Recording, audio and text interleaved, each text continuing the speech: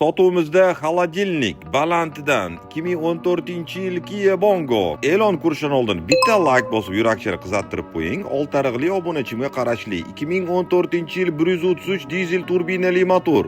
Kraskasi toza, eshigini pastida bir joyda ozgina petnochasi bor. Ichlar radno, tiniq holatda. Egalari meva sabzavot bilan shug'ullanishadi. Hozir o'rik sezonida ishlatishyapti buni. Yurib turgan moshda hech qanaqa chiqimi yo'q. Bakovoy suvchan, ko'jalar ham yo'q, zo'r turibdi. Hozir ko'rsataman, bir joyda ozgina petnochasi bor. Balonlar orqasi zo'r, oldi o'rtoqlar 30-40% holatda. Budka baland va chiroyli ko'ryapsiz. 3 qaychi xolodilnik. Xolodilnik ishlab turgan, hozir ishlamay qolgan bir motorchigini sezonga qurib qo'yishadi deyishdi. Orqa eshiklari butun ko'ryapsiz, chirmagan, stop chiroqlari butun, orqada zashni dugalargacha bor.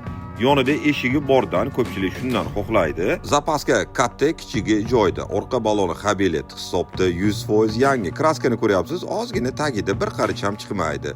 Narxiga keladigan bo'lsak, o'rtoqlar 2014-yil motor korobka zadimo zo'r. Ayniqsa eng zo'r tomoni baland xolodilnik budka. Metan Bog'dod tomonlarga qo'yilgan, orqada maxsus bachokda moy aylantirish uchun qo'yiladi. Narxi $15,000 bo'lishi. 16 atrofida aytgandilar, tortishib 15 ga tushirdim. Tepasi yana 1-2 so'm yo'q kelsa bo'ladi. O'rtoqlar, mashina nima deydi? Fikr mulohazalarini kommentarda qoldirib, like bosib, obuna bo'lib qo'ying.